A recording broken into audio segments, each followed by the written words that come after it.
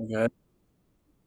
Sorry about the wait, you guys. I went on vacation to San Francisco, so I've been gone for a few days. So some of these news are a few days old, but I still figured I'd report on them. So first, to start with, the Giants are trading defensive tackle Jordan Phillips, a 2026 seventh rounder, to the Cowboys in exchange for 2026 sixth rounder. It's a rare in division trade, NFL, but it's really Jordan Phillips isn't a great player, but it's just Cowboys had depth in the tier defensive line. Because like they lost some guys who know, so we'll have to see how Ozzie Smith does in his second year. He struggled his first year, but we'll see. And then Falcons are making a huge sign in. They're signing safety Justin Simmons, so 1 year deal worth $8 million. Like they trade for Matthew Judon the other day, and now like that was one of their big needs. And then they need another good safety opposite Jesse Bates, and they did that in Simmons. Like they could this team. Kirk can stay healthy and have a good year. This team should be good. And even if Kirk does struggle with it, they do have Penix. We'll see if Penix is so say it does. But most rookie quarterbacks don't do good. The Falcons have a good roster. Like they've been good about trying to fix some of their needs this late. And the Falcons are placing wide receiver Jakeem Grant on injured reserve. Sucks for him. Like he's missed the past 2 years, I think, for with injuries, so he's not played a lot. Like he might be like another chance if, but it's like it's gonna be tough. Like he's gonna be 32 by the start of next season, so like this might have been his last chance, but we will see. Then Bills star linebacker Matt Milano has suffered torn biceps. Doesn't the Bills are hopeful he'll be able to make a comeback near the end of the season. Doesn't like he missed most of it. They did fine without him last year because he did miss some last year, but he's still a good linebacker. We'll see what happens there. Either way, it's gonna be a big loss. Now let's go to former Bills player. Panthers cornerback Dane Jackson has a big hamstring injury. Could be out for around 6 weeks.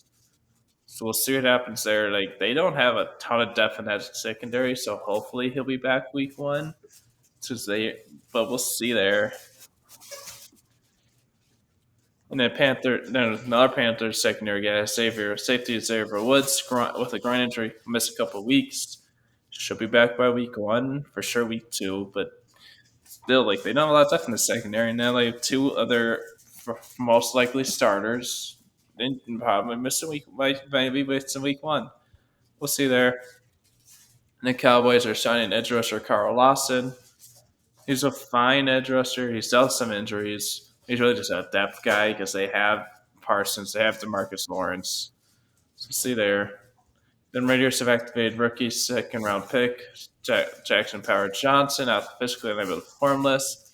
So he can play in preseason games. He can be a practice. So we'll see what happens there. Like he has a good chance of being a starter's rookie year. Yeah, let's see how it's there. And the Commanders are signing the quarterback Chase McSorley. I think he spent last year with the Cardinals, formerly with the Ravens. He came out Penn State in 2019.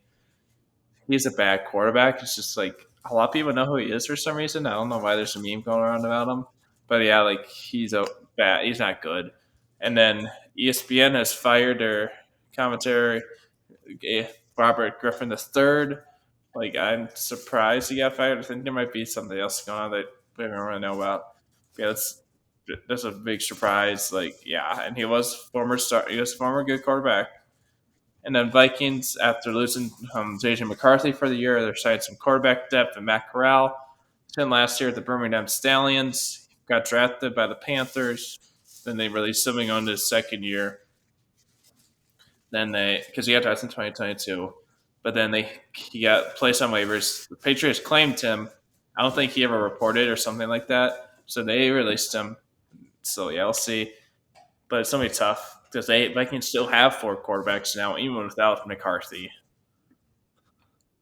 And the Bengals are extending their kicker Evan McPherson to a 3 year deal worth $16.5 million. It is a good deal. Like yeah, we'll see what happens there. It's not a huge deal because it is a kicker. But yeah.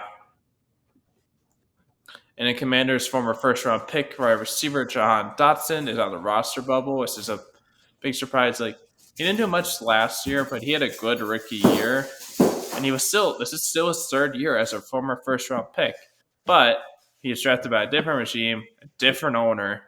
So like that's a lot of things have changed since he got drafted, even though it was only 2 years, a few years ago. So see what happens there, but like I feel like he should still be able to make the roster. But there's some news I saw. The Cowboys are signing some offensive line depth. They're signing Michigan Panthers defensive lineman Kohi Cabral. He's just depth. It's gonna be tough for him to make the roster just because of how late in this preseason he was signed. But we'll see. And then Falcons are signing Renegades linebacker Story Jackson. Just some linebacker depth. That's a UFL team. If you guys didn't know, it's really just depth. That's not you're not expecting much from that. And then Packers are signing another UFO guy, Michigan Panthers running back Nate McCrary. Just some running back depth. We'll see. Because maybe it doesn't sound like AJ. So, but it doesn't sound like he'll be number two. So maybe if you want to free up some roster space, maybe they'll cut. I mean, like some cap space. Those maybe they'll cut Dylan. But we'll see. And the Raiders are cutting backup quarterback Anthony Brown Jr. It's not a huge deal. Like it would have been surprised if he did make this roster just with Gardner Minshew and Aiden O'Connell, but yeah. And then Chargers are signing defensive tackle Tahir Tart. He just got released a few days before this. He's a fine, he's okay defensive tackle, but it's like mostly just a run stopper, but he just doesn't do a ton. The Bears offensive lineman Ryan Bates is week to week with an injury. He had potential to be like he could have been a starter for them, but I don't. It would. It's not. I don't think there's a chance he might not have been. Let's see it. Let's look at their depth chart. Let's see here. So yeah, it does. So he would have been their starting center most likely. So hopefully he'll be back by week one for them. But we'll see. And then Bengals are losing some roster depth. Backup running back Chris Evans and backup tackle Deontay Smith are both done the season with injuries. Happened the same day. It's like showing practices. That sucks. But those guys are just start. You don't want Deontay Smith to start. Evans can be fine running back. And the Giants are releasing defensive back Jalen Mills. He can play some. He's a corner. He can play some corner and some safety. He's a decent player at this point. He's not as good as he used to be. But yeah, it's like a little bit of surprise because they don't have a ton corner, but they probably just want to go like a lot of the younger guys because they have a lot of recent draft picks in that secondary. It's probably just going younger. The Vikings are making a big signing to help the secondary. They're signing quarterback Stephon Gilmore to a 1 year deal worth $10 million. I think I also saw after this that 7 or 8 of it's guaranteed. So yeah, they need a cornerback help. Like they lost Mekhi Blackman season in injury, tore his ACL.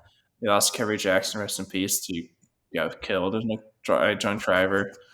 That sucks. So this will definitely help. Even then, they don't have a ton of depth in this cornerback room. Like there's some good safeties, but not much at corner.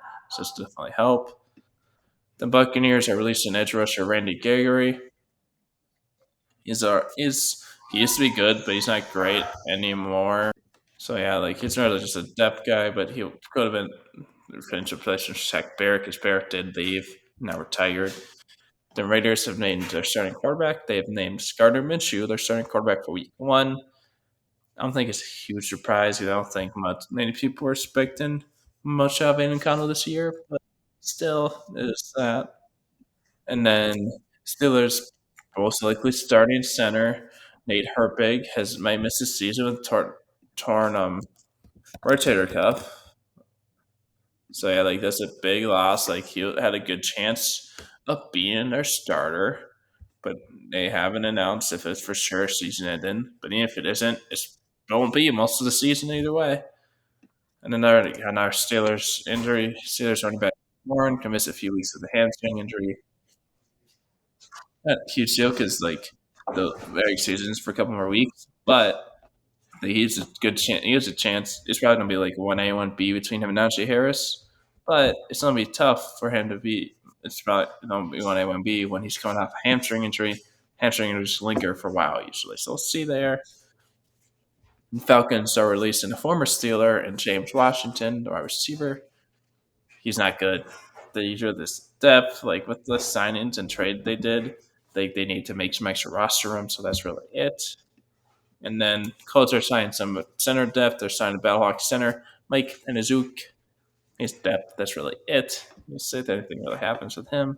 Yeah, thanks for watching, you guys. Hope you have a good rest of your day.